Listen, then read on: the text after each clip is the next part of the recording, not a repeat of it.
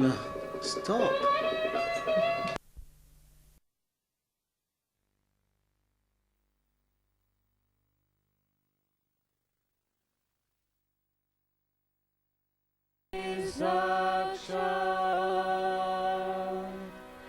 Sri Adi Shakti Mataji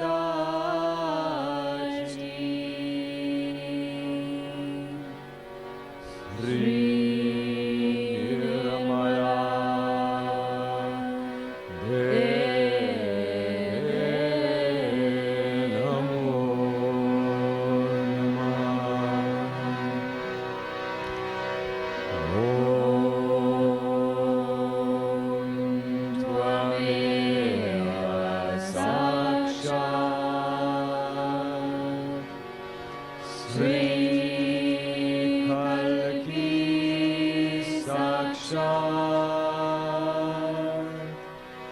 Sri Adi Shakti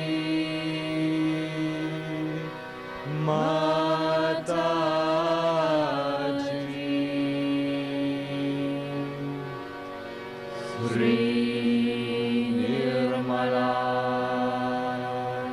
Devi Namo Namah. Om Tvameva Sakshat Sri Kalki Sakshat Sri Sahasrara Swamini Moksha Pradayini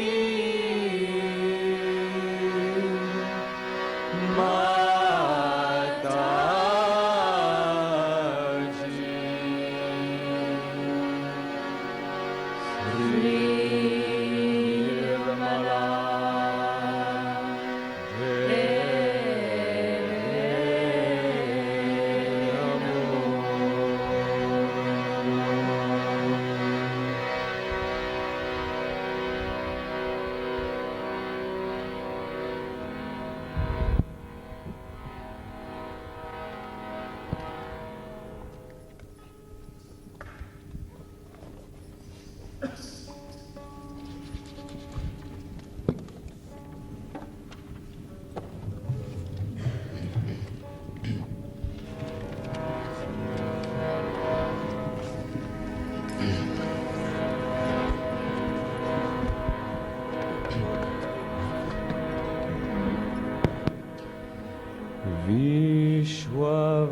Vishwavandita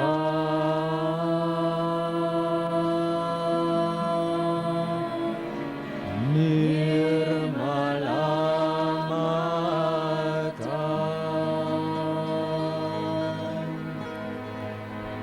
Sarva Pujita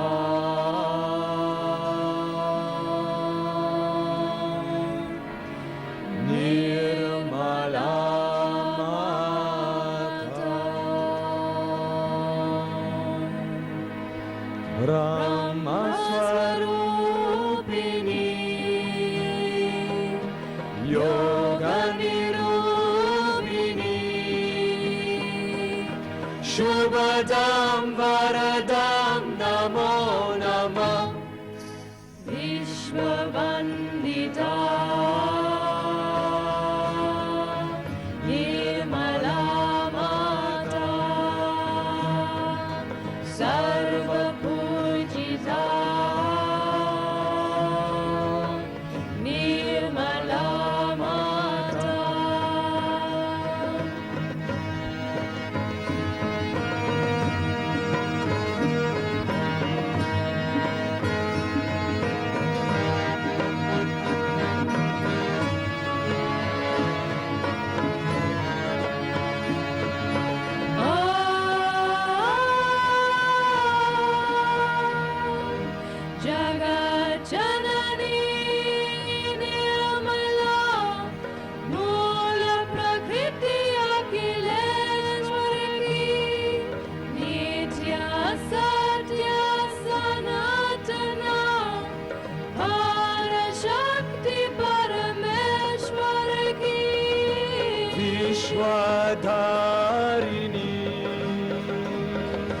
Mangalakarini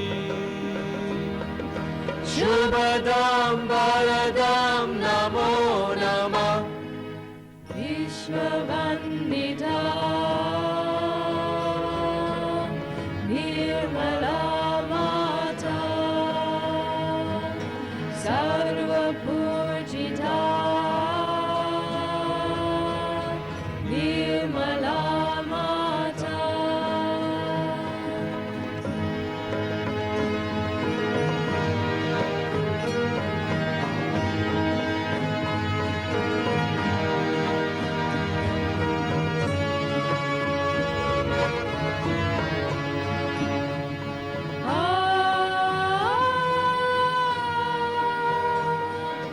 Sahaj Yogini Nirmala Nirashaya Sarveshwari Prema Murti Bhakta Vatsala Snehamai Majeshwari Bhakti Pradayini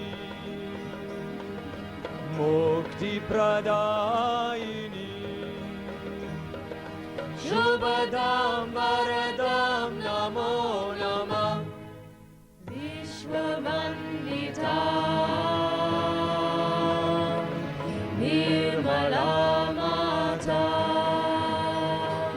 Sarva Pujita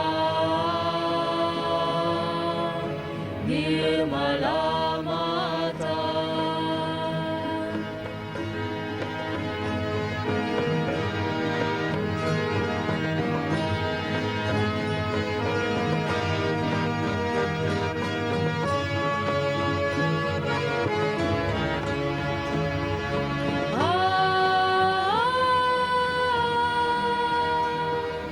Pragata Saguna Nirguna Riddhi Siddhi Ki Datri Hai Soumya Sarla Mahamana Patanjali Guna Patri Hai Gata Gata Vasini Atma Vikasini Shubhadam Bharadam Namo Namah Vishwavandita Nirmala Mata Sarva Pujita Nirmala Mata Brahma Swarupini Yoga Nirupini Shubhadam Bharadam Namo Namah Vishwavandita Vishwavandita Nirmala Mata Sarva Pujita Sarva Pujita Nirmala Mata Vishwavandita Vishwavandita Nirmala Mata Sarva Pujita Nirmala Mata Nirmala Mata Nirmala Mata.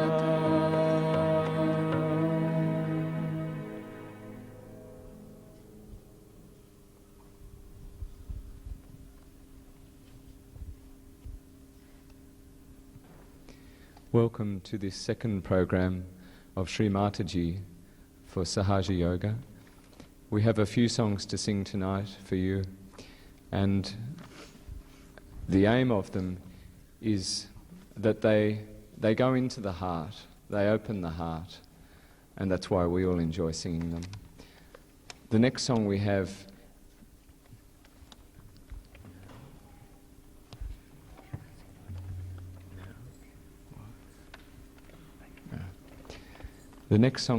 is one that we would like you to clap in. Some of you who were there last night will remember that we asked if you would clap in the fast songs because it helps us a lot and hopefully it gives you the feeling of the rhythm for the song as well. So please don't feel shy to clap along.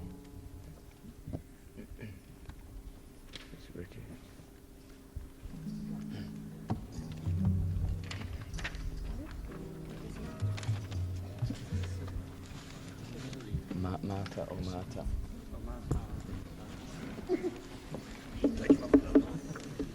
Just listen because it's getting a little bit out. It's hard. It just was dragged.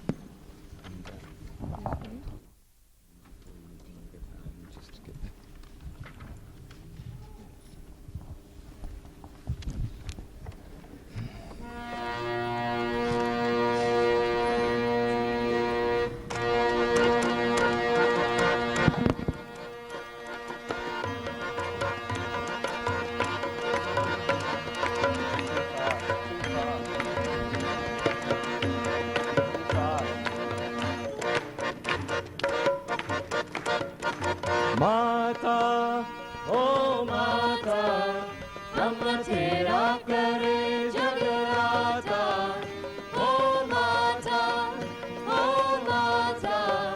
हम तेरा करे जगराता ओ निर्मला माता का नवनागमन हमें पागल बनाता है माता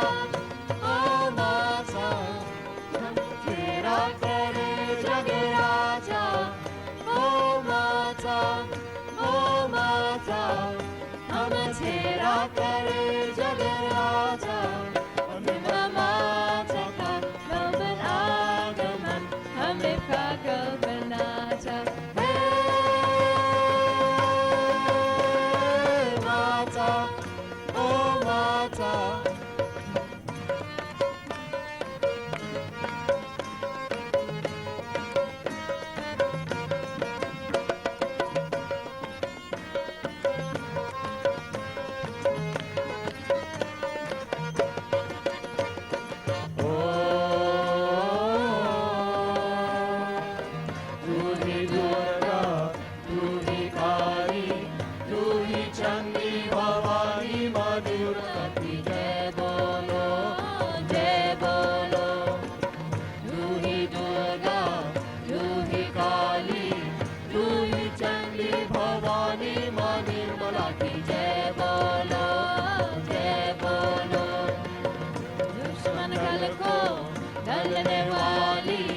भक्तों की कल्याणी माँ निर्मला की जय बोलो झूम झूम नाचो रे झूम झूम नाचो झूम झूम नाचो रे झूम झूम नाचो माया के चरणों को झूम झूम नाचो माया के चरणों को झूम झूम नाचो माता ओ माता हम नयनों को माता ओ माता तेरा रूप नयनों को भाता और निर्मला माता का निर्मल आगमन हमें पागल बनाता हे माता ओ माता हम तेरा करे जगराता ओ माता हम तेरा करे जगराता और निर्मला माता का निर्मल आगमन हमें पागल बनाता हे माता ओ माता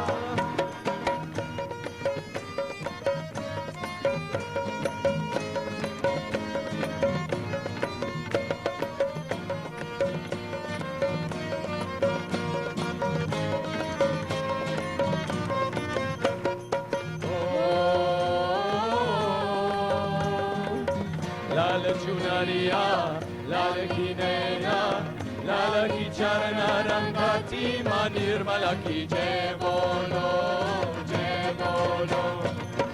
लाल चुनरिया लाल की नैना लाल की चरण रंगती माँ निर्मला की जय बोलो लाल रंग के फूलों वाली मैया मैया को भाती माँ निर्मला की जय बोलो झूम झूम नाचो रे झूम झूम नाचो झूम झूम नाचो रे झूम झूम नाचो मैया के चरणों को झूम झूम नाचो ओ मैया के चरणों को झूम झूम नाचो माता ओ माता नैनों की लंबी है गाथा ओ माता तेरी नानों की लंबी है गाथा और माता का आगमन हमें पागल बनाता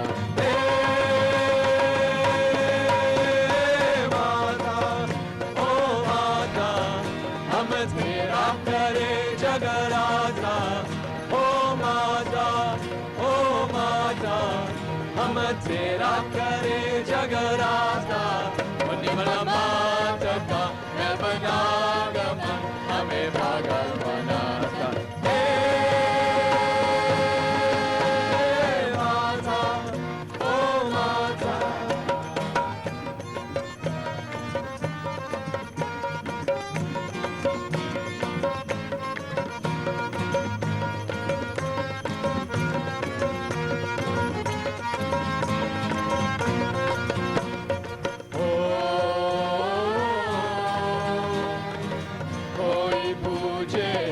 अष्टभुजा कोई पूजे दशभुजा वाली माँ निर्मला की जय बोलो कोई पूजे अष्टभुजा कोई पूजे दशभुजा वाली माँ निर्मला की जय बोलो कोई गवाली उतनी ही बाहें कोई गया ना खाली माँ निर्मला की जय बोलो झूम झूम नाचो रे झूम झूम नाचो झूम झूम नाचो रे झूम झूम नाचो मैया के चरणों को झूम झूम नाचो मैया के चरणों को झूम झूम नाचो ओ माता जहाँ तेरा तेरी सेवा में गाता ओ माता तेरा लाल तेरी सेवा में गाता और निर्मला माता का मैं बनागमन हमें पागल बनाता माता ओ माता हम तेरा करे जगराता ओ माता हम तेरा करे जगराता और निर्मला माता का मैं बनागमन हमें पागल बनाता माता ओ माता हम तेरा करे जगराता ओ माता हम तेरा करे जगराता और निर्मला माता का बनागमन हमें पागल बनाता माता ओ माता हम तेरा करे जगराता ओ माता ओ माता ओ माता ओ माता ओ माता ओ माता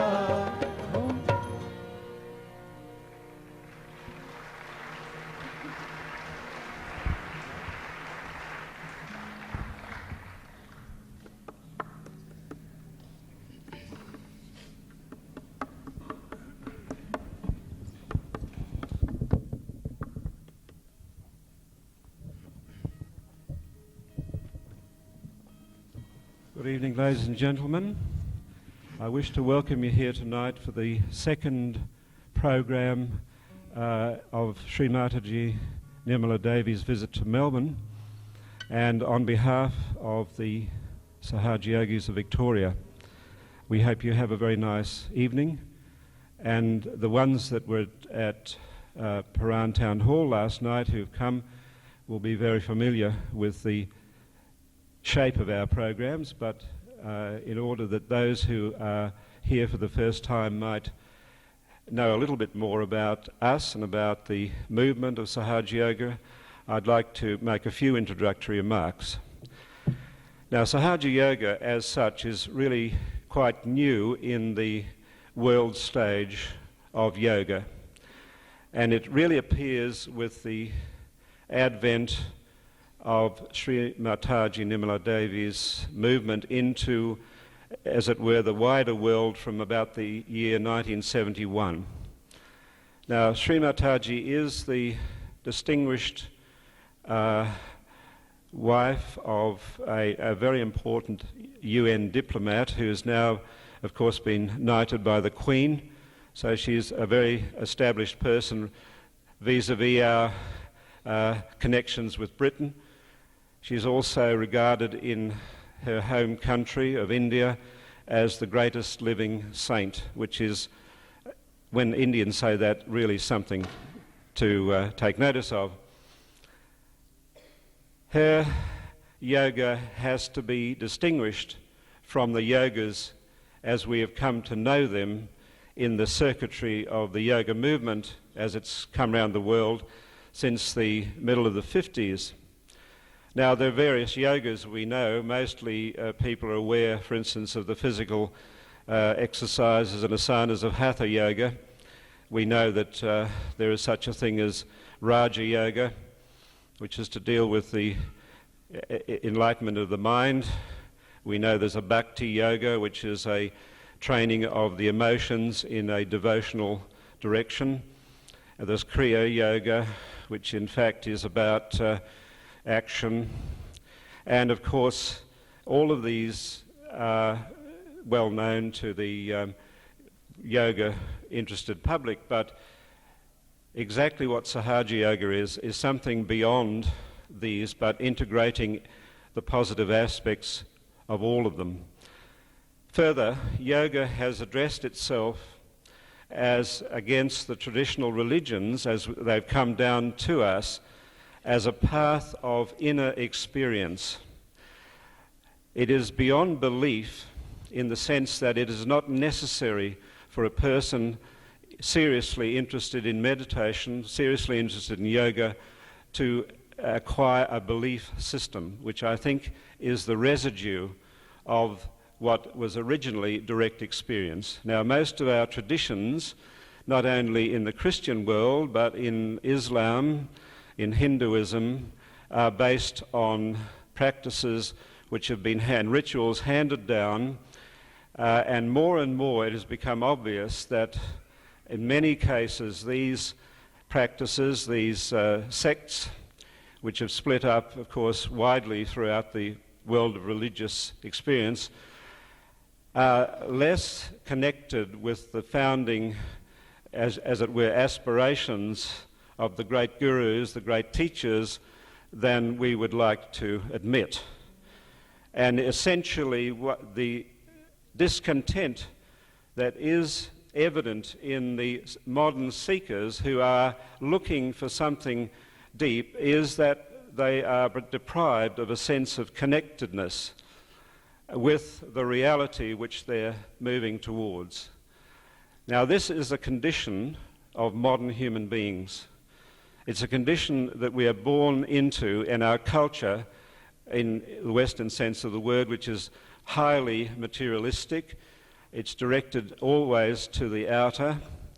We identify ourselves with our consumerist culture, and it leaves us more and more dissatisfied. Very much of that inner life, which was part and parcel of what we call realization experience, is missing from modern man. In fact, one could say that in many respects he stands at the opposite pole of the truly integrated personality. We have fragmentary experiences, by and large, that surround our ego, which has developed quite naturally as time has gone by into something which has become a dominating aspect of our personalities, and more we feel isolated, not only from the social, in the social sense, but from nature, from the environment. And much of our concern about the ecology of this planet is connected with this experience. The exterior world shows evidence of a certain breakdown because we have interfered too much with the life systems. And what we have inside, in fact, is an isolating experience of the ego. So what we see outside as a disconnectedness of the living systems in many respects, breaking down around us in nature, is a reflection of the disconnectedness which exists within the human personality. Now, as we know, tradition, if it's to be respected, always acknowledged that human beings were placed within nature, were perhaps the most superior part of it, but nevertheless they were responsible for the maintenance, if you like, of those hidden connections which nourished human culture and developed human consciousness. We have in our own land here an example of that.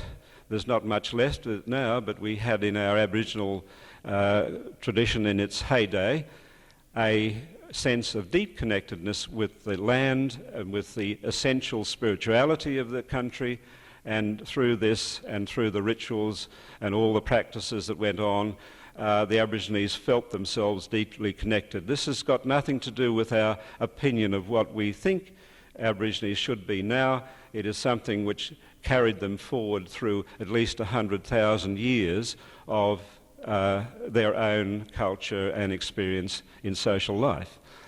Furthermore, this sense of connectedness gave rise to a very deep sense of social responsibility, because when you feel your connectedness with other human beings, you are no longer in a situation where you are there to exploit them, where you are there to destroy them, and whatever has to be contained in the way of an affect within the community has to be contained within that framework. Of course, these things break down, and of course, cultures as balanced as the Aborigines disappear, and certainly in confrontation with a very powerful, right-sided, aggressive, technological civilization which we've developed, which with all its advantages and all its values has had a deep effect on the human psyche around the world, and is responsible for a great deal of the troubles which we have here today. Now, I'm not decrying the movement, it's just a fact.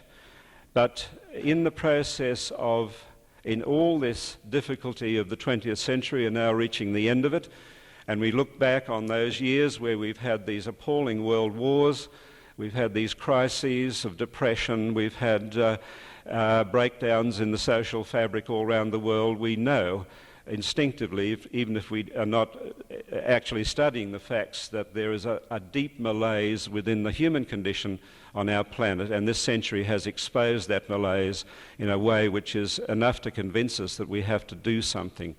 Now, this doesn't mean, of course, rushing out into yet another campaign. It is much more to do with the raising of human consciousness to a deeper and more comprehensive level of awareness. Now, the essential thing about social change and cultural change or educational change is that it works from within out. It only takes a few people, a very powerful views and very powerful morality and very powerful impulse to change the whole shape of civilization. If you look back to those moments when big things were happening within the framework of human consciousness, we will find that it came from very few people, and if we look deeply into it, we'll find that these people, in fact, were the great teachers, the Socrates, the Buddhas, the Mahaviras, the Zoroasters, and so on. Now, when we come to our own time, it is whatever happens in the way of the transformation of human beings must be related to human beings as they are now. And the pathways which were followed, even by yoga in the past, are no longer applicable to the present state of human consciousness as such. And many practices which have emanated from the Eastern world, in fact, which have been avidly taken up by enthusiastic seekers in the Western world, have been based on practices which have brought a lot of them into a worse condition than when they began. Now, that is evident if one looks at the kind of product of certain systems that have been promulgated in the Western world from the East. In the great movements of human awareness, this has always shaped another world view, and that world view has given rise to another culture and another experience for human beings. And then the whole thing goes down like a wave over centuries, and beyond that point, another wave comes up and a deeper level of consciousness, and you have this sort of movement right through the whole context of history. Now, Sahaja Yoga is such a movement into a new dimension of consciousness. It is based on a system which in fact is incredibly ancient and was always known among the enlightened seers and prophets within the traditions of the world. It may come as a surprise to many of the audience here that this subtle system portrayed on this chart, which is just a diagram, no more, was known to the Aboriginal culture. It was known to the American Indians, it was known to the Central Americans, it was known to the Africans, it was known to the Chinese.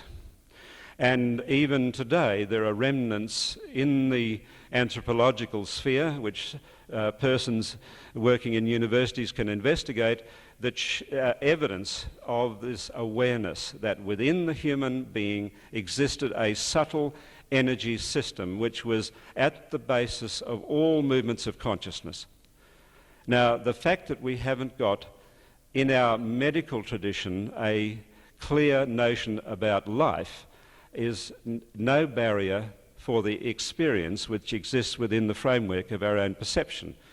Now, maybe the subtlety which is portrayed in this has to be perceived directly by human beings with their own faculties, not necessarily through mechanistic or other instruments which have been invented by the intellect of our culture. Now, I would like to perhaps point out one or two aspects of this system, which is very, very subtle indeed. Now, in the past, it was known that there were three parts of the divine structure. There was the father element, which in fact was mostly unmanifest. There was the mother element, which was known to the traditions still in the East as nature. In fact, the power by which the visible world came into being. And there was the sun tradition, which was as it were, the archetypal frames through which the energy created this world. Now, in our Christian tradition, the appellation of this great power which shaped the world was described loosely as the Holy Spirit. And in the Bible there are many references, but if you read the Bible it becomes a bit obscure exactly what it means, and there are many churchmen around who do not, in fact, understand what the Holy Spirit is. The other part of that equation is that in the early part of the first millennium AD, certain aspects of the human being were doctrinally removed from the Christian tradition. And one of them was that the human being is a reflection of a reflection of the divine in every aspect. And it was proclaimed about the middle of the 9th century that human beings did not have a spirit, they simply had spiritual qualities. And this led to a dualism of soul and body, and many other things from that point onward laid the foundation of the intellectual materialism through which our modern science grew and through which we have now arrived at what we call modern consciousness.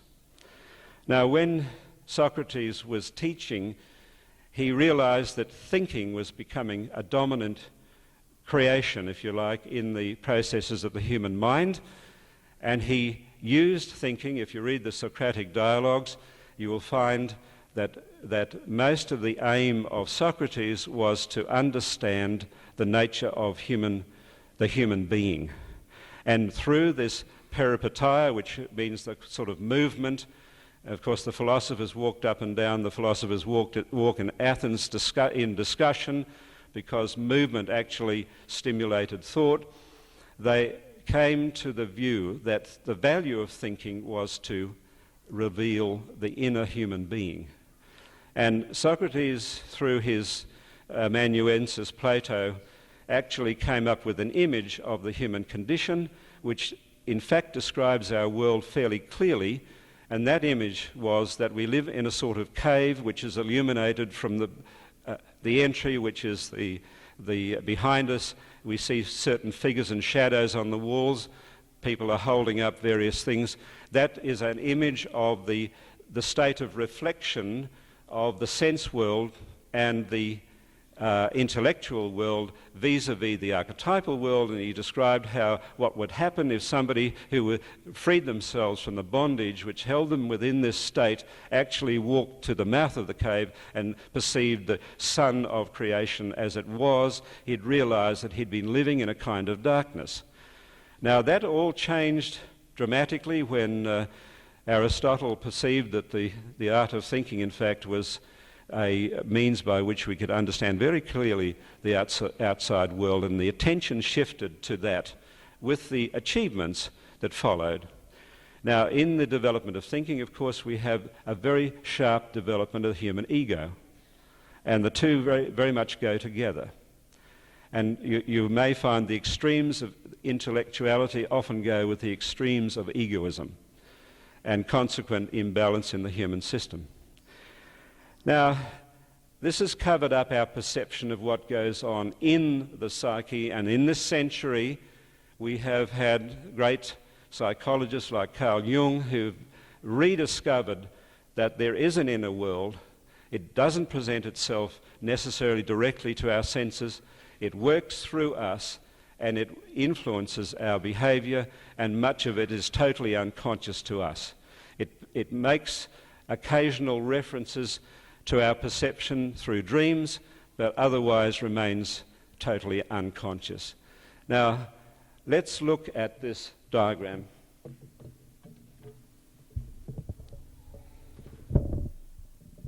First of all, I would repeat that it's something which has been within the perception of seers for thousands of years. It was described very clearly in the Markandeya Purana, which is believed to be over 12,000 years old, and it's described in many traditions. First of all, we have 7 chakras. The first, at the base, underneath the, shall we say, the very base chakra, is one which in fact controls the functions of generation, of sexuality, of elimination, but it has another function, because in the world of the living it is as it were, the regulator of the wisdom and the innocence. And one of the interesting things about groups of people, so-called primitive people, in which this chakra is properly functioning, and children of course, is their total innocence. And that does not mean that, of course, that these things can't be distorted. In our practices of profligacy on the one hand or asceticism on the other, we have distortions of the energies of the centre with consequent psychic and other effects on our personality. We're all too familiar about our world, which presents vast quantities of pornographic images, for instance, to people who are immature, and youngsters who should not be exposed to this sort of thing, creating a vast unrest within people and a distortion of their natural functions. It was never intended by the great teachers that we should not be married people, we should not live a normal life. And Sahaja Yoga, above all, is an expression of normality. Now, that may sound awfully dull, but when you look at the extremes to which we have gone in our culture, normality, being centered, which was the path the Buddha actually outlined, the Eightfold Path, that our lives should be, as householders should be dharmic, and we should observe the rules of conduct. It's the signpost through which the body social can function. When this distortion, when we get away from the center of our own personality, which has its own natural behavior, which is integrated, we find a lot of emotional, psychic and physical problems. The second center is the center of our intellectuality, our thinking. It's more in the sense that it's one of the great creative powers within our system. It is the center through which great artists function to bring spiritual revelations to the sense world. It is the center through which great inspirations in science emerge. And it is a very powerful influence, if you like, on our present civilization, because we tend to be overusing our thinking processes. And the interesting thing is that the more energy we put into thinking, the less energy we have for anything else, to such an extent that we can actually seriously impair our bodily functionings as far as vitality goes, when our brains simply will not be switched off. We've all had that experience. This center here, the Nabi center, is surrounded by the great ocean of illusion, which was represented in the Bible as the crossing of the Red Sea, is the center through which the great teachers have always worked in establishing Dharma within the community. Whether they be Lao Tzu talking about the balance between the yin and the yang, or Confucius with his edicts and his rules of conduct for the body social, or of Moses with his 10 Commandments, they have all tried to bring to human awareness the necessity for ways in which we can relate together in a communal, shall we say, creativity, in a communal acceptance, where we are not destroying ourselves and the body social. Now, there are so many examples of the breakdown in society around the world. I needn't elaborate on that. But essentially, this is the great, shall we say, effort that people have to establish in order that their consciousness be raised into a spiritual dimension. In Hindu tradition, there was the great goddess Lakshmi, who represented the central path towards self-realization.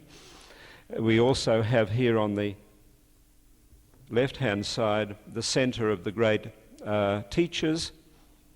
And within ourselves, we have the potentiality to become our own gurus, not necessarily the gurus of other people, but the guru to ourselves and in our own integrity and self-reliance. Once that center's awakened, this is a natural event. You don't have to listen to preaching and dogma. You don't have to be accused of being a sinful person. You develop your own internal morality, which is based on the real meaning of your own life and not something artificial. Beyond that, we have the heart. Now, the heart is the center of our existence, as it were. When we even use the word in English, to learn something by heart means to take it into our deepest and innermost layer. The heart is from the region of the heart, of course, you have physically the production of antibodies at an early stage, which in fact guard us against the invasions of disease. And the integrity of that heart can be impaired through social and family relationships which are breaking down, and many diseases which relate to things like asthma, to cancer of the breast and so on, are connected with social things and family things. There is a right and a left heart shown in this diagram, the centre on one side, which is the father, the centre on the other, which is the mother. Also, the flame, which represents, as it were, the presence of the spirit. Traditionally, in this tradition of the chakra system, the spirit is reflected in the heart. And one day it'll take its seat up here at the top chakra, the Sahasrara, above the head. Now, the throat chakra, of course, is a representation of the whole universe. And the figure, from the point of view of the great avatars who came to awaken this center, was, of course, Lord Krishna. And Lord Krishna, who came on this planet about 6,000 years ago, initiated the beginning of what is known as the Kali Yuga, or the Dark Age, which is now coming to an end. And if it wasn't so, the possibilities of Sahaja Yoga could not be realized at all. Now, what does it mean? It means that through this center, not only is it a creative center because we use the power of speech, and if you look at the opening chapters of the creation story in the beginning of the Word in John, we've got an inkling of the power of speech, vak in Sanskrit, through which the whole universe came into being. And the powers of speech are essential to our understanding of even things like mathematics. The powers of speech are used and abused by our media to an enormous extent. And it's the center of communication, because from our speech we can flow out to vast numbers of people through the modern electronic media. But more than that, it is the center which links us in a very subtle way with the entire universe. And to use another Sanskrit term, the Virat, the great macrocosm, we begin to get an inkling of the connectedness of all life and consciousness through the awakening of this center. Now, beyond that, we have the two-petal lotus of the Agya chakra, which 2,000 years ago, unbeknownst to most of the followers of Christianity, Christ came to awaken in the human being, because it opened the narrow way towards realization. I don't think much was understood at this time about it. There were secret traditions and there were Gnostic traditions too, but they were very readily suppressed in the early centuries, as we know. And they had connections with that experience of the internal nature of the human being. The Agya chakra cannot be developed and cannot be properly awakened if people cannot forgive, or they are loaded with a feeling, an oppressive sense of not being forgiven. Likewise, the Vishuddhi chakra can be blocked when people feel guilty, because guiltiness is an ego condition, and also to be self-destructive and angry with oneself and other human beings is an ego condition, and we have to overcome that. The question arises, and it has arisen in all traditions, how do we overcome the ego? The answer is it cannot be overcome. It has to be settled down. It has to be made relative. It has to be seen for what it is, which is simply a fragment which believes that it's separate, a fragment of consciousness which believes that it's separate from all other life, and it's essentially the value on which we place our whole personalities. Once we see through this illusion, the ego situation becomes relative to that particular experience of who we are in this particular life. You'll notice here 3 different channels which proceed through the system: 1 yellow, 1 blue, and 1 white. Very simply, we have the tradition of the right and the left side, the sun line with its activity, the moon line with its passivity, and the ascending line. And when the Kundalini, which is this coil within the triangular bone above the Muladhara chakra actually passes through the brain, we have that state of enlightenment, which is in thoughtless awareness, which we call self-realization. It can be given through the grace of the divine. It cannot be engineered through an ego process. And that's the essential difference between Sahaja Yoga and what has preceded before. Sahaja Yoga is something which gives self-realization, and there is no effort to achieve it. And once that reality of the real self begins to emerge, the connections with the divine are opened up, and then a completely different dimension of human consciousness begins to assert itself through the central nervous system, and we become aware of the great Param Chaitanya, of the spirit flowing over us from the reality of existence. This is something to be experienced. It is not something which is a result of a theory. It is not something, it's a result of an intellectual process or an emotional abrogation or a being hypnotized. It has nothing whatsoever to do with this. It is about pure consciousness. I perceive that Sri Mataji Nirmala Devi, Her Holiness, is here, so I'd ask you in respect to rise. Thank you. Can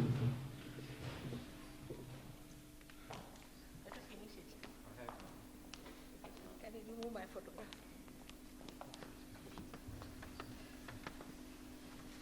Please be seated.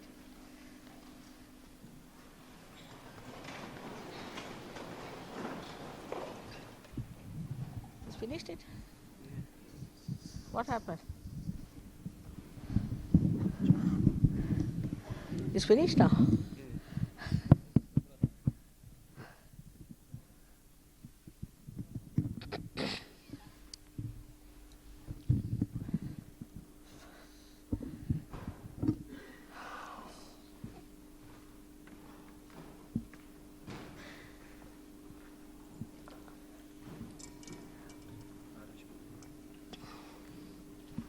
Gee. Have you finished or? I have finished, Mother. I just mentioned realization.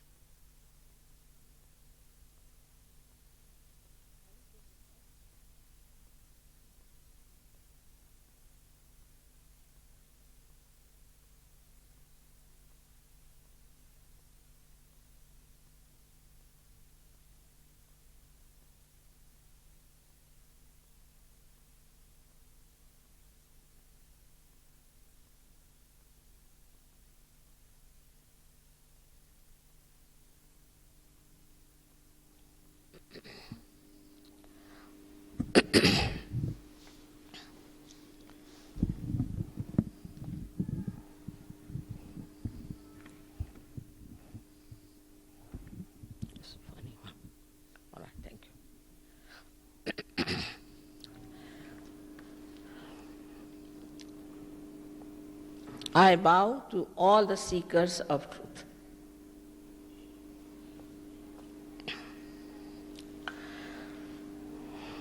Yesterday, I explained to you that this power lies within you, is your own power. And once it is manifested, you will know how great you are.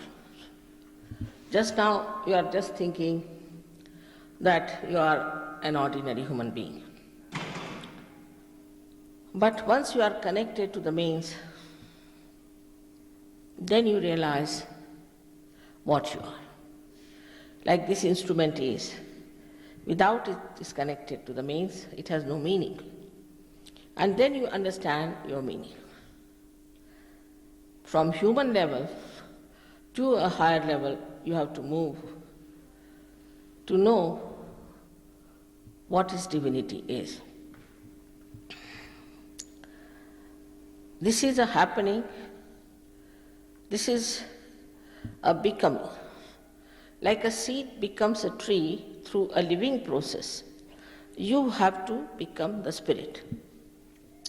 Yesterday I told you that I will be able to tell you today about the nature of the spirit.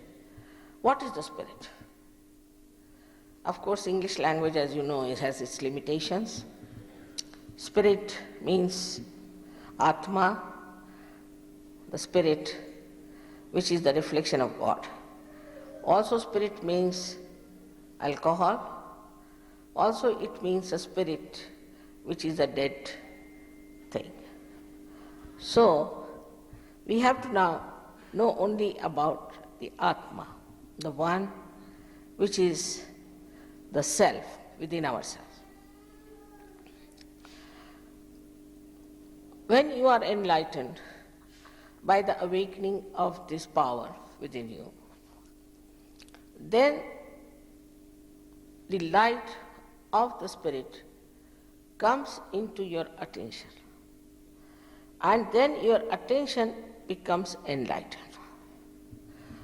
Through our central nervous system, we express our attention. But in this nervous system, we have limitations. Firstly, we do not know the absolute truth. We live in a relative world. But once the spirit shines your attention, you see everything clearly. For example, we are all sitting here. There is light. We can see each other. We know how to relate to each other. And if we have to walk or to sit down, we know where to sit because we can see everything clearly. But when we are not enlightened, whatever ideas we have are mostly mental or emotional, or sometimes coming from our conditioning or from our ego. They do not relate to the absolute, and sometimes not at all to the reality. So you have to reach the point where you get the absolute knowledge. Like just now I am sitting before you, you all can see it. It's an absolute knowledge. You know that I am sitting here. But you will not know whether you should have divorce or not, whether this person is suffering from some madness, or the other person who calls himself a guru is a real guru or a false guru. You will not know. By reasoning, you will not know. By rationality, you will not know. You cannot find out about a person through rationality. So, there must be some method by which we can get the proof of what is there really existing. So when the attention gets enlightened, you have felt the other day the cool breeze on your fingertips, and you felt the cool breeze out of your fontanelle bone area. This is the cool breeze of the Holy Ghost, I said. And the Holy Ghost is this all-pervading power which is reflected in us as this Kundalini. So when you know the absolute, then you can feel it on your fingertips, your own centers and centers of another person, so that you become collectively conscious. Means your consciousness develops a new awareness where you are collectively conscious. You know about yourself and you know about others. Now you have to only know how to correct the centers which you have found out to be out of place or something wrong with them or constricted. If you know how to do it, then you can get cured and you can cure other people, not on physical but also mental, emotional and spiritual level. All this could be done very easily by you once you get your self-realization. Without that, you cannot do it, because you do not have the idea of the inner problem that exists. Supposing there's a tree which is sick and you want to treat it. No use treating that tree through the leaves, through the branches, through the fruits, or through the flowers. Best thing is to go to the roots. And this is the knowledge of the roots. We have the knowledge of the tree. This great civilization has grown so big, but it has not found out its roots as yet. But as the tree was growing so big, also the roots were growing inside. And this is the knowledge of the roots, which one has to just now listen to it with an open mind as a hypothesis. So when these roots are within us, is described in the Bible as tree of life. I'm not telling something which was not described. Also, it's said that I'll appear before you like tongues of flames. And that's how all these chakras look like tongues of flames. Especially the Sahasrara, the last chakra, looks like beautiful flames of 7 colors. And they are burning so smoothly as if there's no heat in it, but some sort of a peace. All this, whatever I'm saying, has to have a proof. And that proof you can only get when you transcend this human awareness into your spiritual awareness. So the first thing that happens to you, that you become collectively conscious. The second thing I told you, that you become thoughtlessly aware to begin with. Means you can remain in the present without thinking. Whenever you want, you can think. Whenever you don't want, you need not think. As a result of that, you become a very peaceful personality. If there's a crisis, suddenly you jump into that position where you are thoughtlessly aware. Like, as I told you yesterday, that if you are standing in the sea water, you are afraid of the waves. But if you get to the boat, you can see all that. In the same way, you just jump onto that state of mind. Mind is the wrong word, I should say, because you go beyond mind also. But you go into that state of being where you just see the whole thing as a play. You become a witness. You become a witness of the whole play, and because you are outside the problem, you can solve it much better. Also, you have a divine help by which you can solve your problems and the problems of others. So the third thing, which is very important for the spirit, is that you know the truth. Put 10 children together who are realized souls and tie their eyes and ask somebody to face. The children will immediately show the same finger, all of them. Supposing they show this finger. You go and ask the person, have you got some trouble with your throat? Yes, I have. I have a throat cancer. But how do you know? Because these children have told us. These children, what have they told us? Just the finger which was burning very badly. So it must be the cancer, or could be some serious because it's burning so bad. And children will start rubbing them and clearing them. When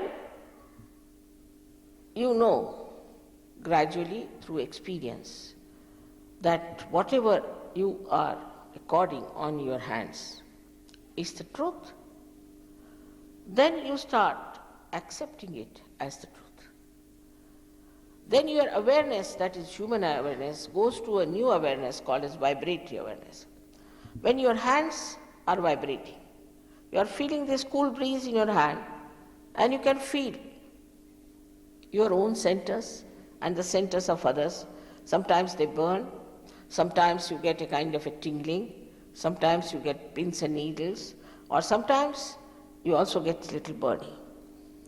If it's a very horrid person, then might get a little blister for a while just to indicate. You become like a barometer. But you don't feel bad about it because you just feel it like a barometer and you know what's the problem with the other person is, and also your own problem. So you know the truth about everything. You want to find out about anyone, you want to know about any book, you want to know about any kind of a knowledge, if it is true or not, You have to just put your hands and ask, is this the truth? Is there God? Many people say we don't believe in God. I think it's very unscientific to say like that, we don't believe in God, because you have not yet found it out. Unless and until you found out if there's God or not, how can you say that I don't believe in God? It's great arrogance, I think. So it's best is to find out. If you ask a question, is there God? If you are realized soul, immediately you start getting tremendous vibrations.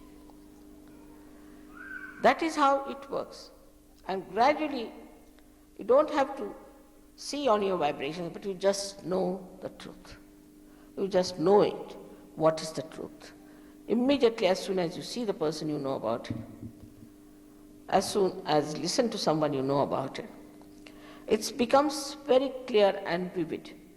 There's no problem then how to find out what is the truth. So you get all the proofs of it. All the proofs of it. Now the third thing which I have told you is the spiritual part of it. Of course, you become a witness, you become absolutely peaceful, and the most important thing that you get is the joy. Joy is not like happiness and unhappiness. Unhappiness comes when your ego is hurt, or your conditionings are hurt, your emotions are hurt, and you feel happy when ego is pampered or your emotions are substantiated. But joy is something which doesn't have this double face. Joy is absolute. So you start enjoying everything. For example, now see, there's a beautiful carpet here. I watch it without thinking. And whatever the artist has put the joy in it starts pouring on me. Just like a soothing river Ganges, as they say. Because I don't think about it. I'm just watching it. Artist must have involved himself with great joy to do it in an abstract way. But that all abstract just reflects on me and starts flowing down. This joy becomes then the main nourishing factor in your life. Your family life changes, husband-wife's relations change, children's relations change. Relation of the whole Sahaja Yoga brotherhood comes absolutely spontaneously. I don't have to tell you, love thy neighbor. You just love. You enjoy. The first time you enjoy another personality. For example, now they must have told you we are working in 55 nations. It's more than that, I think, but still 55 is all right to make it look all right. These 55 nations have got people of different nature, different temperament, different culture, different races, different religions. And when they meet, they look so beautiful. They never fight. They never argue. They never think of jealousies. There's no hatred of any kind. They do not value you, what your skin is or what your position is. Everyone feels that they are part and parcel of the whole and enjoy each other. If there's a problem, first, when I went to Russia first, who came there, you'll be surprised, were the Germans. Just came rushing to help me. I said, how are you here? Mother, don't you think it's our responsibility? Really, I was filled with joy and tears. I said, look at these Germans. And they became so gentle with them, so gentle with the Russians, that Russians were amazed how these Germans could be so gentle. But the feeling that they had, that these Russians must be brought to reality so that they'll have better life, like we are enjoying, they should also enjoy. This joy is so great that people want to spread it. As you know that I am a housewife, I have children, I have grandchildren, and I am very busy otherwise also, but I can't help it. I have to travel for this joy, because I cannot enjoy it myself, I must enjoy it with all of you. And it's very simple that you can achieve the state of your spirit, because it's very important. This is for the emancipation for the whole world, because all our problems come from us only, from human beings. Once they are transformed, you'll be amazed how things work out. Also, materially I have seen all of them are very much helped, because they become so smart, so intelligent, so compassionate, so good, that somehow or other everything works out. I was asking them, is there anybody unemployed in Sahaja Yoga? They said, none. In Australia, can you imagine? But in England, which is much worse, there's nobody unemployed in Sahaja Yoga. Everybody is doing very well. You ask them, how are you? Oh, mother, we are swimming in the ocean of joy. All those complaints, all those aggressions, everything has disappeared. And they have become such beautiful people, like angels, absolutely like angels. And you all are capable of becoming that. You all have those powers. Just you have to get them, and you have to desire. You have to desire, and that's how it is going to work out. It is such a big subject, and I must have given at least 4,000 to 5,000 lectures only in English language, and many in other languages. So you can imagine that this subject cannot be covered in 1 or 2 days. But I'm sorry I cannot spend more time in Melbourne or in Australia also. That's my life is. But whatever it is, what you have to get is your self-realization. After getting the self-realization, though the Kundalini has got out of your fontanelle bone area, has touched the mains, everything is there, but still there's a very small part of Kundalini. Few threads of Kundalini have done that. And also there are problems with your physical side or mental side, emotional side, whatever it is. So it has to go back to correct you. It goes back to correct you again and again. So you have to only learn how to make this connection perfect and whole being to be purified. Now for that you don't have to go to Himalayas or do any kind of penance, sacrifice, fasting, nothing. It's not needed at all. Only thing, you have to come to the collective. We have very simple type of collective because we don't take money or anything. You can't pay for it. It's so invaluable that you can't pay. How much will you pay? How much do we pay to Mother Earth for these beautiful flowers? You can't pay for it.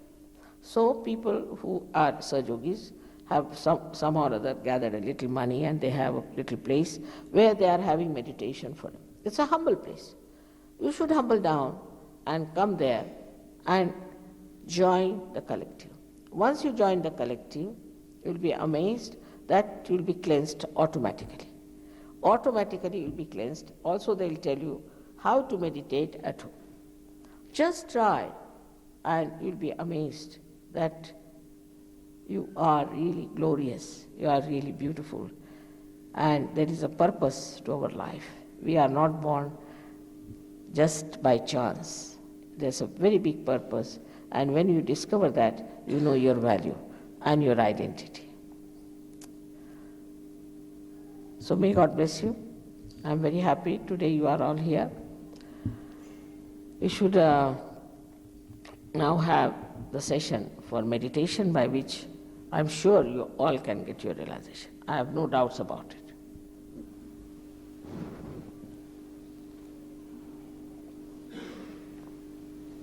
You see, I can go on talking for hours, but I think talking is not going to help. But some people have questions. I don't mind answering the questions. But the questions should be relevant, please. and should be such that you really desire to have your self-realization. Because I'm not here to take anything from you. It's your own property, everything. I may just give you the key. And if you ask me any questions, of course, I'm quite an expert now because I've been doing this for the last 21 years, so I'm quite an expert. But even if I answer your question, that doesn't guarantee that you'll get your realization. Doesn't guarantee. It's just a mental feat. So what you have to think of is of your self-realization, that you should all get it. That is to be desired.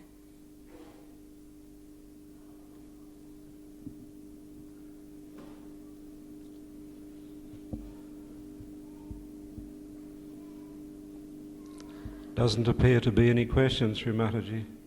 There are no questions at the Are you moment. sure? All right. The wonderful people, really. This time I'm really meeting very beautiful people in Australia. Really, I must tell you. Even in Perth, there were such nice people, all of them got realization.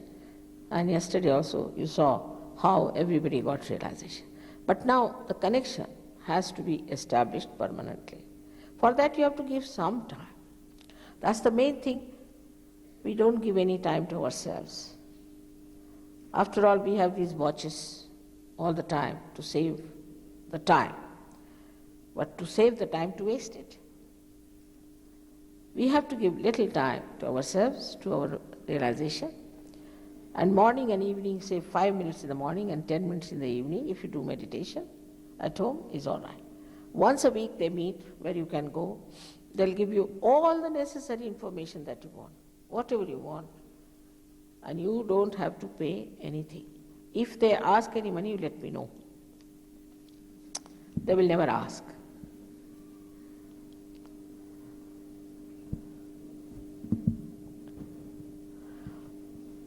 It's wonderful.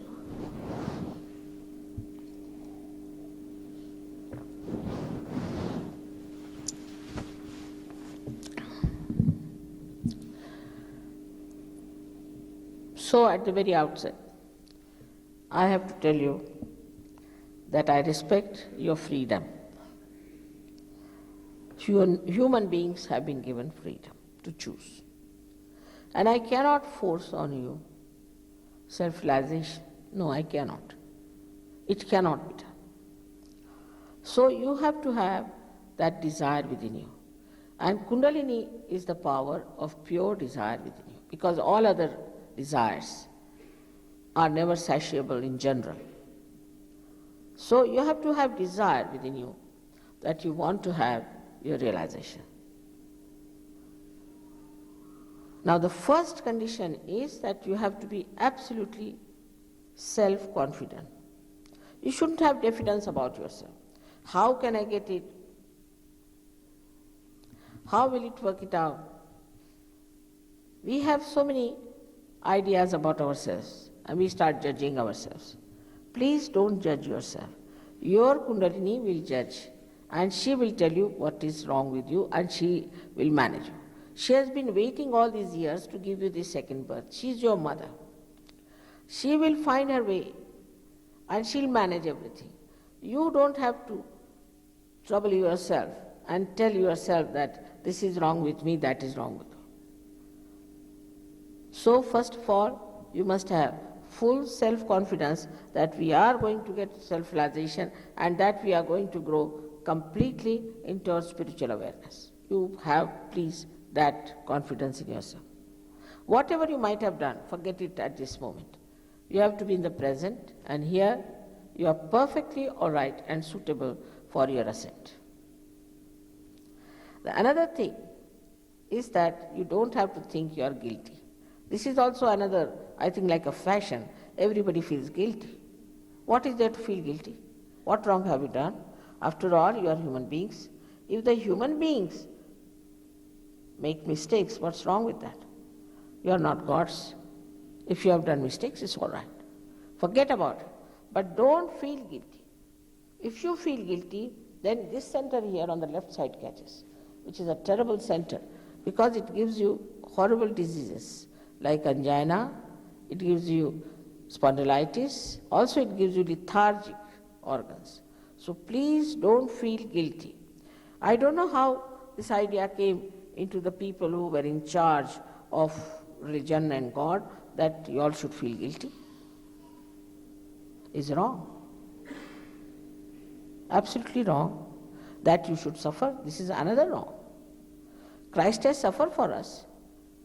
Are we going to suffer more than He? We don't have to suffer. All these ideas must be that you suffer, you fast and give us the money. Must be that. I just can't understand. Why to tell somebody to suffer? Because God Almighty is your Father. And He is the essence of fatherhood. He is the greatest father you could think of. And how can any loving father want his children to suffer? Logically you must understand this. Why should you suffer? He's created all this beautiful world for you. You should not suffer at all. So the idea of suffering has to go away. It's becoming too much these days the way people are taking to sufferings for nothing at all. There are so many such principles which are being sold in the market that you have to suffer. And there was one in England which came to say that you must go to Gobi Desert. Now Gobi Desert, if you go, you will get nirvana according to, of course you will die, that's the nirvana you will get, no doubt. The simple thing is to go to Gobi Desert without any water. Within say 5-6 minutes you will die, there's nothing will be left out of you. So there's nothing to suffer, but it's just a straightforward march to your death, that's all.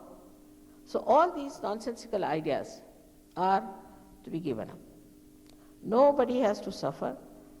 Nobody has to think that they have to fast. Of course, if you want to fast for your health, that's different, but not for God.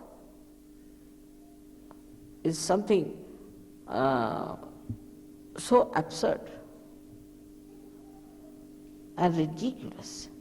To make someone suffer, to tell somebody that you are a sinner, is all absolutely very cruel also, extremely cruel. While this all-pervading power is the love of God. He loves us.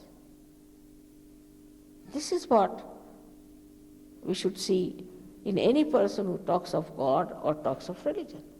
That's what they all said. But the religions have gone, you know where they have gone to. Because they didn't seek the truth. They didn't seek the Spirit. If they had deviated, they are responsible for such a thing. They need not have done all this. They should have really found out what is reality. But they were very much against people who found out and tortured them, troubled them, killed them, did all kinds of things. But now they cannot do anything because now this all-pervading power has become dynamic. It looks after, it protects, it worries about. No one can touch. Those days are gone when saints had to suffer. So just now, in short, you have to be very pleasantly placed towards yourself, not to be angry with yourself or anything. Just to be very pleasantly placed that you are a human being, at the epitome of evolution, and that you have to just travel a little more to reach there. All right. The third condition, which is also another very simple one, is this, that you have to forgive everyone. As I told you the other day, whether you forgive or don't forgive, you don't do anything. Actually, you don't do anything. But when you don't forgive, then you play into wrong hands. But always I have seen people say, it's very difficult to forgive. What is difficult? Just to say, I forgive everyone. Finished. In general, you forgive. Don't think of those people, because by thinking about them also you play into wrong hands. So just forgive all of them. Just try. It's very simple. Just to say. It's a mantra, you can call it. I forgive all of them in general. Just say that. And you feel much lighter within yourself. Much better. Just forgive. Why to carry this load on your head? For nothing at all.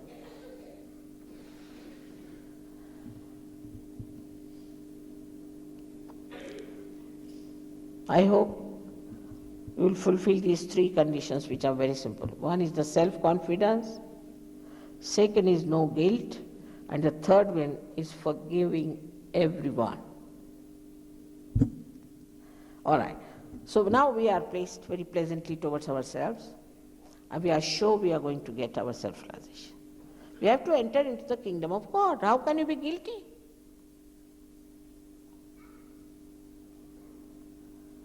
All right. So now, this one request is to take out your shoes, because that helps you a lot to clear out your problems by the Mother Earth. She's very kind. She's the kindest thing that you could think of.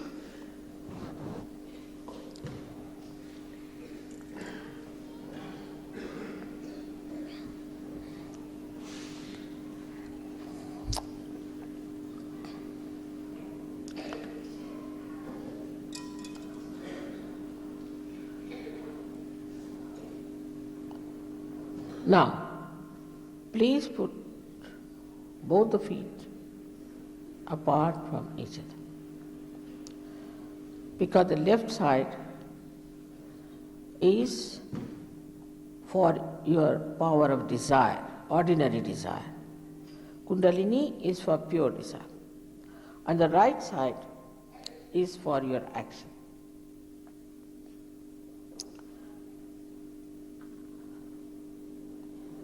Now we'll tell you in the beginning how we are going to proceed, and then you can close your eyes. I hope you are presently placed towards yourself. Now please put your left hand towards me like this, on your lap very comfortably. You don't have to do anything which is troublesome or painful, just like this. And the right hand on your heart. Left hand on your lap and right hand on your heart. In the heart resides the Spirit. And if the Spirit comes into your attention, then you have the light of the Spirit, and in that light you become your own guide. You become your own master. You become your own guru. So please now take your hand in the upper portion of your abdomen on the left hand side. Now this is the center of your mastery, which is created by great masters for you.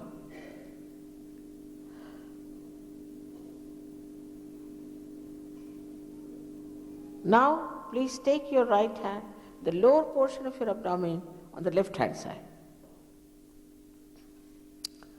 This is the center for pure knowledge. Whatever knowledge we have is not pure knowledge, but this is pure knowledge because it gives you the knowledge about the laws of the divine. It makes you capable of working it out. This is the pure knowledge you should have. Of course, we have another kind of knowledge, as you know, is black magic, this and that. But this is pure knowledge of the divine. Now you raise your right hand in the upper portion of the abdomen again and push it down. This is the center again of, as I told you, of your mastery. Then you put your hand on your heart where resides the Spirit. Now you raise your right hand in the corner of your neck and your shoulder and turn your face to your right. Now this is the center I've already told you. When it is out of gear, you get diseases like angina. So don't feel guilty. Just now I feel all of you have this one the worst. What is there to feel guilty? I don't know. Please don't feel guilty. All right. Now you have to take your right hand on your forehead across. You can put it this way, that on one side your fingers, another side your thumb, and you can press it.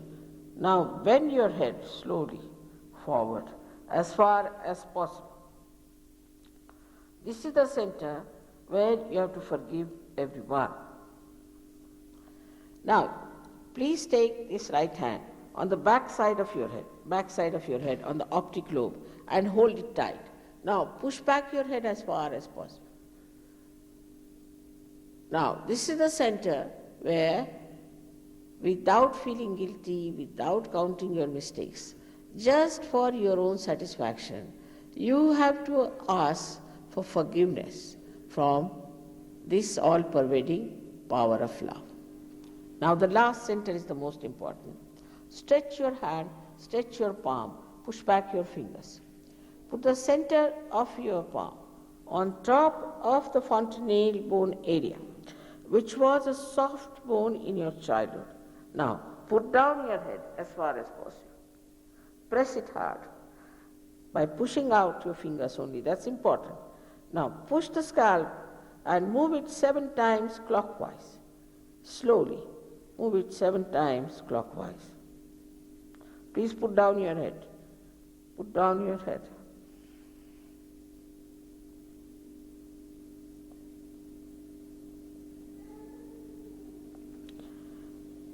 That's all is to be done. That's all. Now, again, please take out your shoes. Put your feet apart from each other. Please put left hand towards me. You can take out your spectacles. Also, if there's something tight on your neck or on your waist, you may take it out. Or say, loosen it, I mean to say. If there's something, just take out the pressure if there is any. That's all.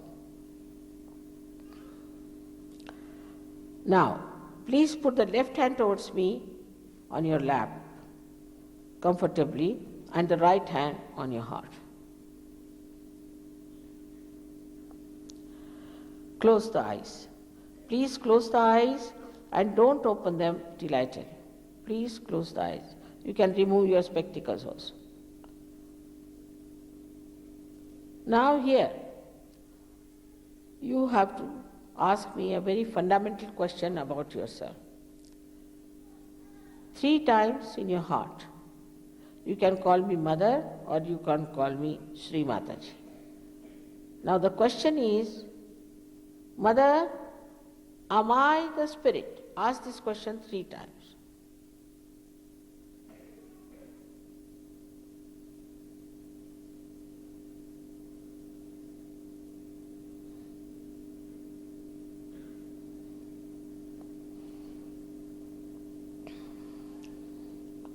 Now, if you are the spirit, you are your master.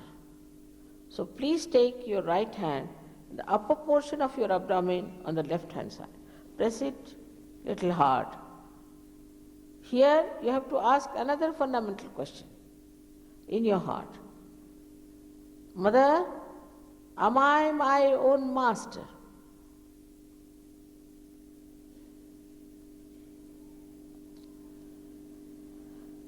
I have already told you that I respect your freedom, so I cannot force pure knowledge on you. So now, take your right hand in the lower portion of your abdomen on the left hand side.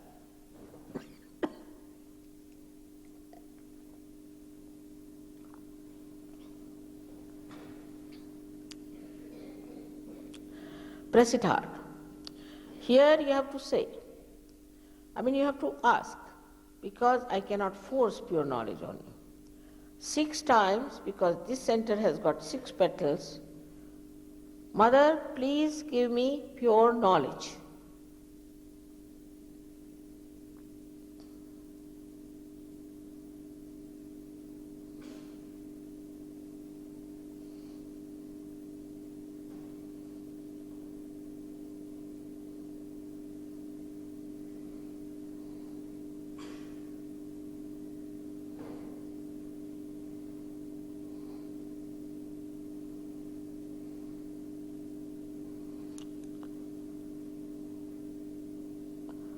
As soon as you ask for pure knowledge, the Kundalini starts rising upward. So we have to nourish the upper centers with our self-confidence.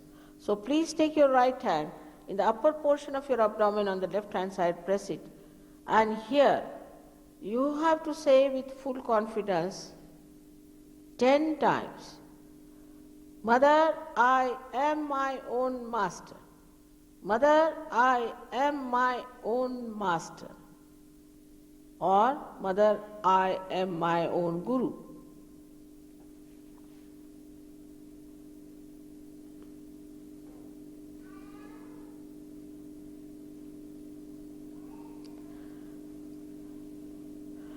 The fundamental truth about you is that you are not this body, this mind, this ego, these conditionings, these emotions, but you are pure spirit.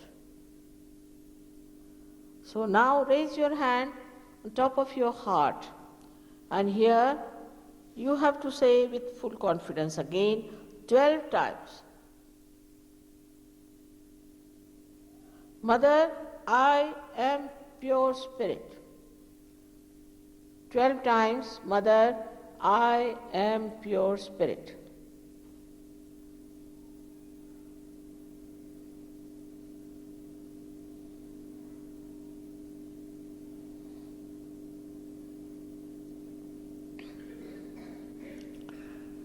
This all-pervading power of love is the ocean of knowledge, is the ocean of compassion and blessings. But above all, it is the ocean of forgiveness. And whatever you may do, mistakes as they call them, can be easily dissolved by this ocean of forgiveness.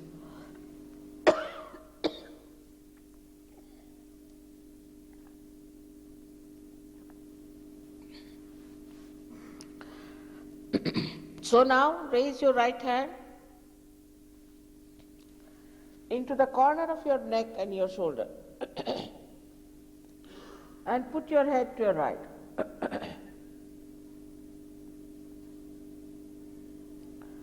Here you have to say with full confidence, Mother, I am not guilty at all. Please say it 16 times because this has 16 petals. Mother, I am not guilty at all. Please say it with full confidence 16 times.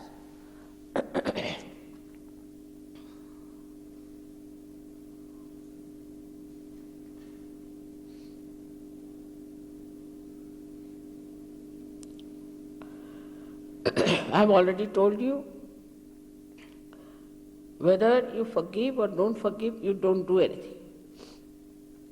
But when you don't forgive, then you play into wrong hands and suffer, torture yourself, while the person who has tortured you or troubled you is quite happy. So please, you have to forgive all those in general who have given you trouble. So now please take your right hand on top of your forehead. Put it across with fingers on one side and the thumb on the other. And now put it down your head. Press it and put it down. Here you have to say, not how many times, but from your heart, Mother, I forgive everyone in general. Mother, I forgive everyone in general. This you have to say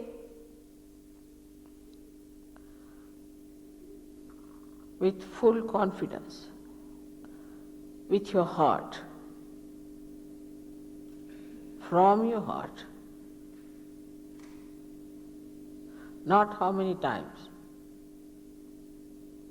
It's very important because this is a very constricted center, and if you don't say this and you don't forgive all of them, Kundalini won't rise. So please, you have to say it from your heart. Mother, I forgive everyone in general. Now, take back your right hand on the back side of your head and push back your head as far as possible. Here again, you have to say it from your heart, not how many times, without counting your mistakes, without feeling guilty. Just for your satisfaction, you have to say from your heart, not how many times again I say, O divine power, if I have done anything wrong, knowingly or unknowingly, please forgive me.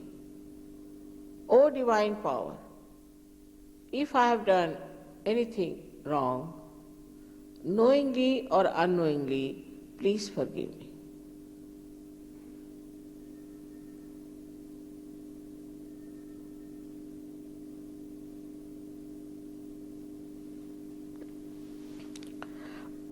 Now, stretch your hand fully and put the center of your palm on top of the fontanelle bone area.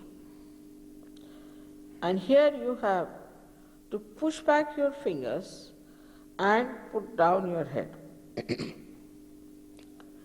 Now again, I respect your freedom and I cannot force self-realization on you. So, you have to move your scalp with a pressure 7 times very slowly, saying 7 times, Mother, please give me self-realization. Mother, please give me self-realization. You have to say this 7 times.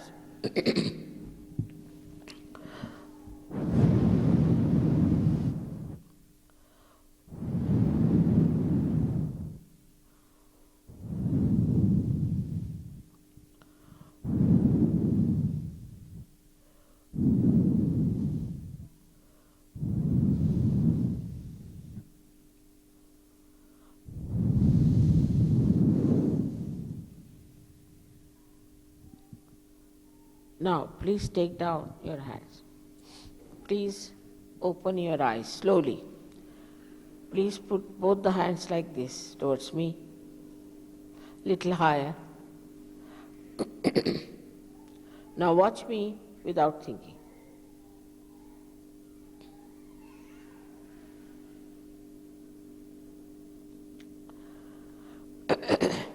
Now put the right hand towards me like this and put the left hand on top of the fontanelle bone area. The fontanelle bone area doesn't mean that you touch it, but away from it. Just hold it, bend your head and just hold it. And see for yourself if there's a cool or a warm, breeze-like waves are coming out of your fontanelle bone area. You have to certify. Please try to put it little away from your head. Sometimes it can be quite far away. So be careful, move your hand up and down and see for yourself if there's a cool or a warm breeze coming out of your head. This is the cool breeze of the Holy Ghost. It can be warm. If you have not forgiven, it would be quite warm. So please forgive even now. Now try with the left hand. Put down your right head again and see with your right hand if there's a cool breeze or a warm breeze like waves coming through your fontanelle bone area. Now again, with the right hand. Again, put down your head and see for yourself if there's a cool breeze or a warm breeze like waves are coming out of your fontanelle bone area.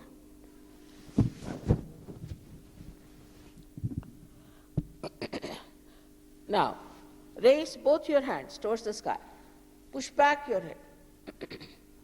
And now here you have to ask one of these following questions, one of them, 3 times. Mother, is this the cool breeze of the Holy Ghost? Or, Mother, is this the all-pervading power of God's love? Or, Mother, is this the Parama Chaitanya?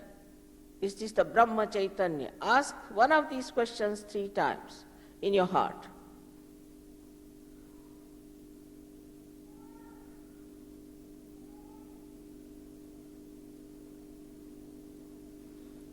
Now please take down your hands.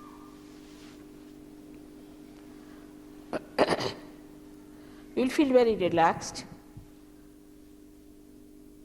All those who have felt cool or warm breeze out of their fontanelle bone area or on their fingertips or on their hands, please raise both your hands. Please raise both your hands.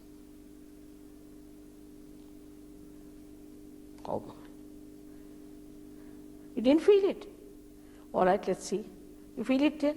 She's got it, but she's not feeling, maybe. Practically all of you. May God bless you. I bow to you, all saints. Really, I bow to you.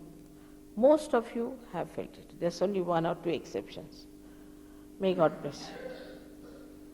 So beautiful it is. She's got it, but it's all right. She's not feeling. It's all right. She has to feel. She has to certify. It will work out. Now we have a follow-on. I don't know. Also, I would like to meet you all today. As I told you yesterday, those who want to meet me can come up, and I would like to meet them. Now, the first of a series of follow-up programs will be held at the room number 3, Kew Civic Centre, Cottam Road, Kew, on Saturday, February the 22nd, from 10 a.m. till noon. Ongoing workshops and meditations are held at 107 Lake Road, Blackburn, and the telephone is 8943-616, but you can pick this up at the desk, the door.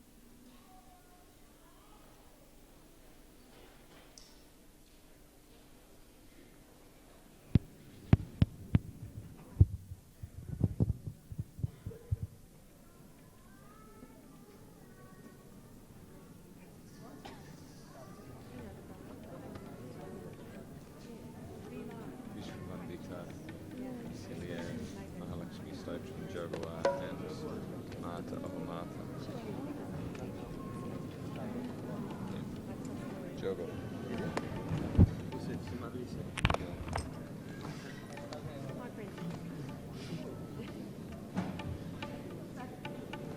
We're playing in Chi.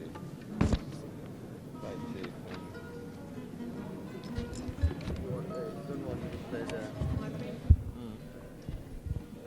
Come on.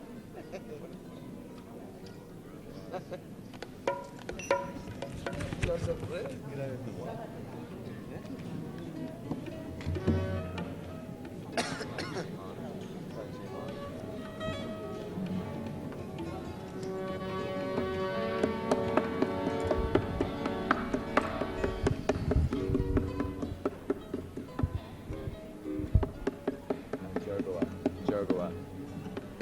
Marathi, page 7.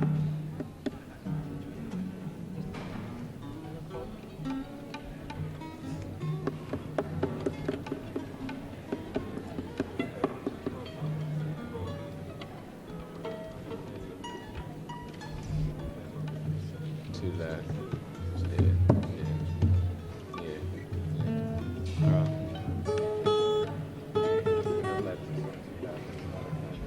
Otherwise, she can't hear the. I don't know what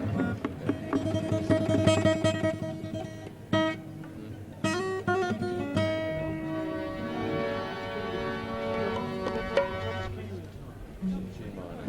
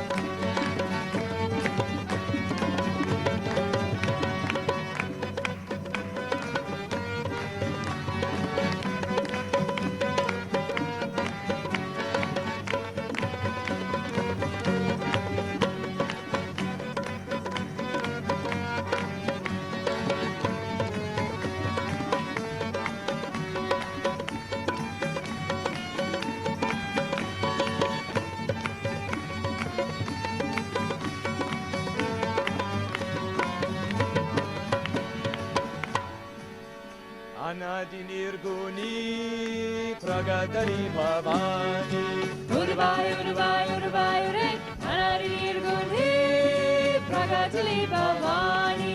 Urvai, Urvai, Urvai, Ure, Mahavasha Sura Madana Lagoni Urvai, Urvai, Urvai, Ure, Mohan Maisha Sur, Manana Lagoni.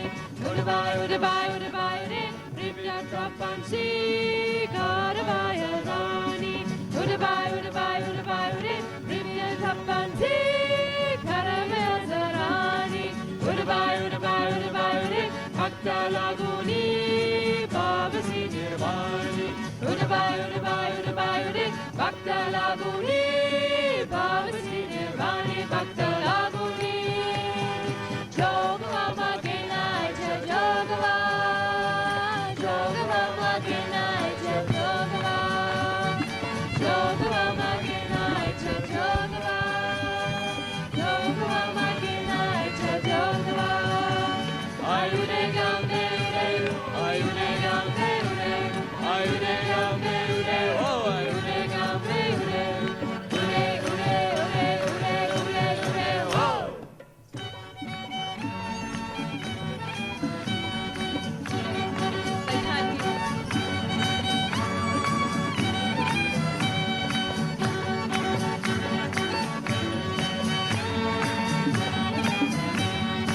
Urvai, Urvai, Urvai, Ure, Nectar Saruni,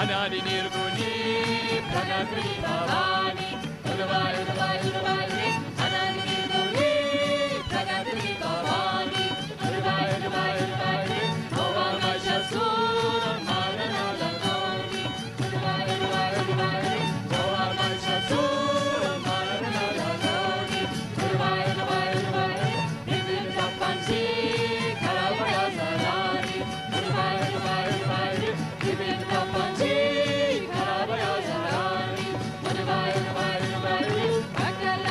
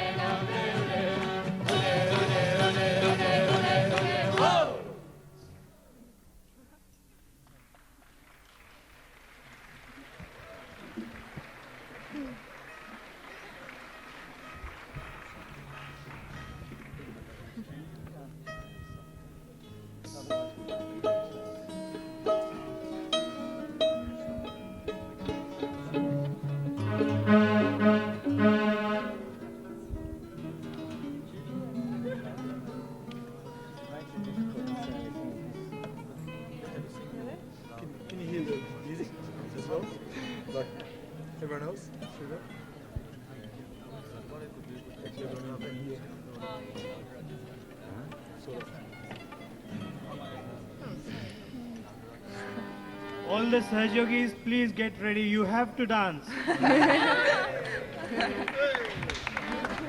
And also all the future Sahajogis. Avinash is going to show you. Yeah. Where is Prasad?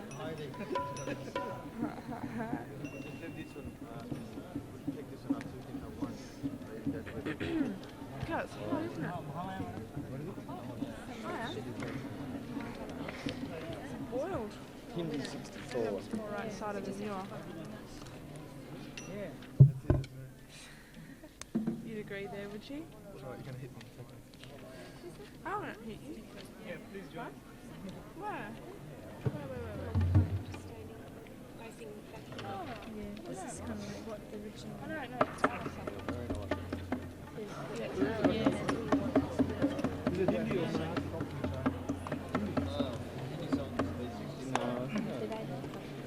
Should only be one copy of that. This is different to the tape. Yeah. Do you want to organise? Yeah. Should I just have a sip? It's all right.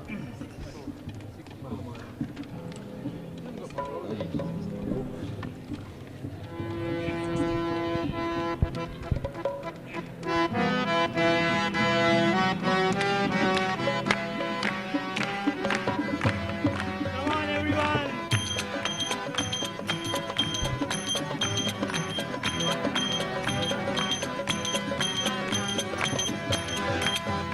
Maya Mahakali Jai Shera Bali Bhavani Nirmalama Mahamaya Mahakali Jai Shera Bali Bhavani Nirmalama Nirmalama Nirmalama Nirmalama Nirmalama Nirmalama Nirmalama Nirmalama Maya Mahakali Jai Shera Bali Bhavani Nirmalama Mahamaya Mahakali Jai Shera Bali Bhavani Nirmalama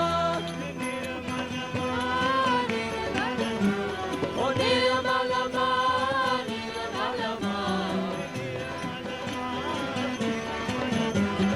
Nirmalama Nirmalama Mahamaya Mahakali Jai Shera Bali Bhavani Nirmalama Mahamaya Mahakali Jai Shera Bali Bhavani Nirmalama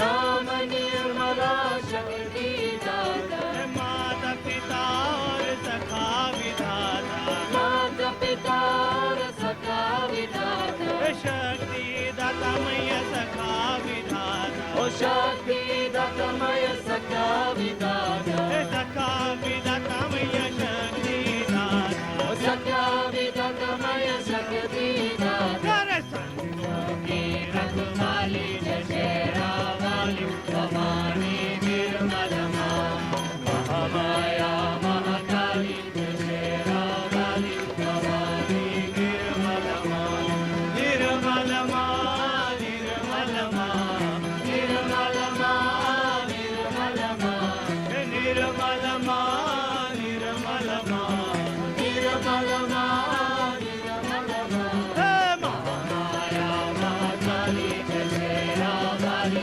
Bhavani Nirmalama Mahamaya Mahakali Jai Shera Bali Bhavani Nirmalama सारे विश्व तेरे गुण गाए सारे विश्व तेरे गुण गाए प्रेम पाप शद सुमन चढ़ाए प्रेम पाप सद सुमन चढ़ाए तेरे गुण गाए मैया सुमन चढ़ाए तेरे गुण गाए मैं सुमन चढ़ाए सुमन चढ़ाए मैया तेरे गुण गाए सुमन चढ़ाए मैं तेरे गुण गाए मन सत्य साधना के पाली जय श्री राम वाली भवानी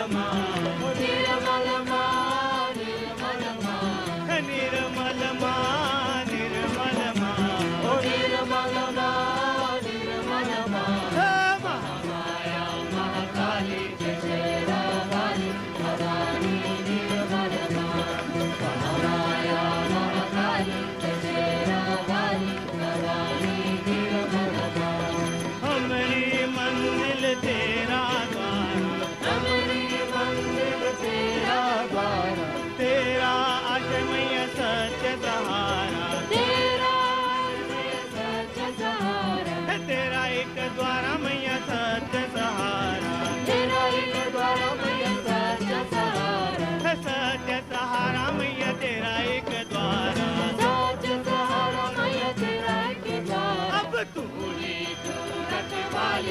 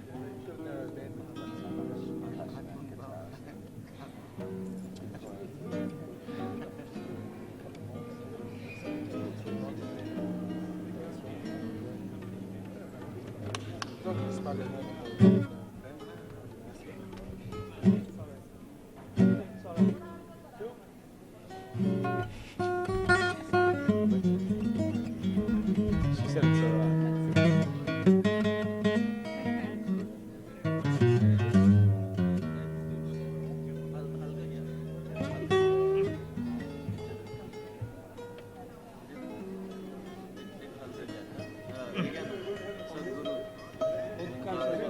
ओमकार स्वरूप Marathi 46. Omkara Swarupa.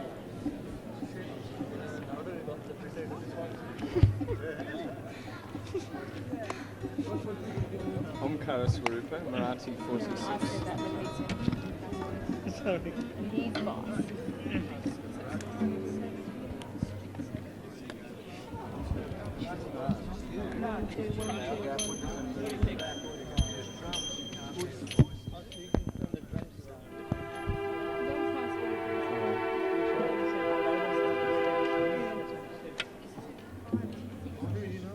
Yeah, that's, so you can adjust that. Well, Yeah. You can adjust It's that there. not so much what it, it's just the vibrations of it that's important. Let's just start anyway. Yeah, okay. It's up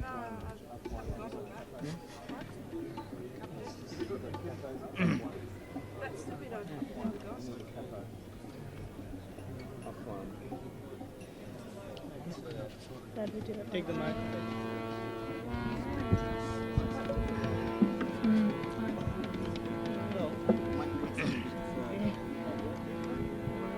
Don't worry about it. It's just together? you, no, me and him and you. Beautiful. Everyone. Okay.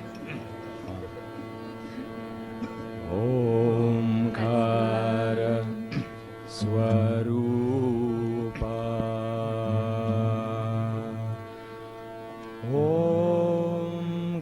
Omkara Swarupa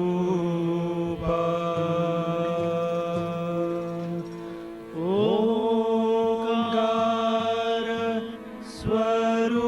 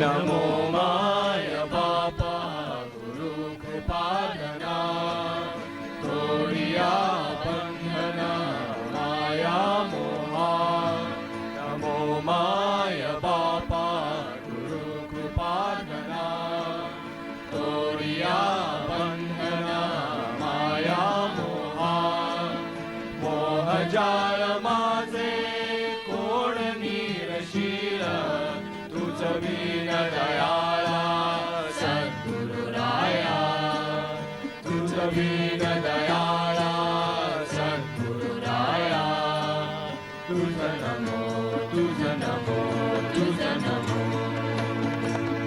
Tuja Namo Tuja Namo Tuja Namo Tuja Namo Tuja Namo Tuja Namo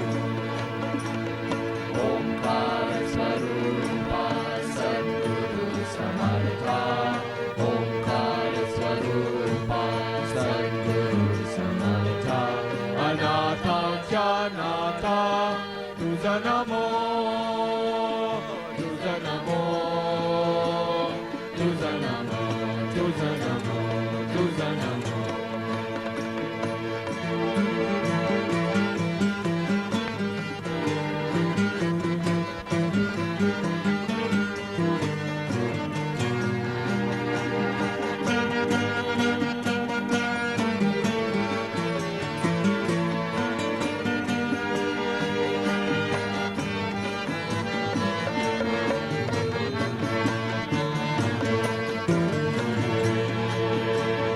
Sa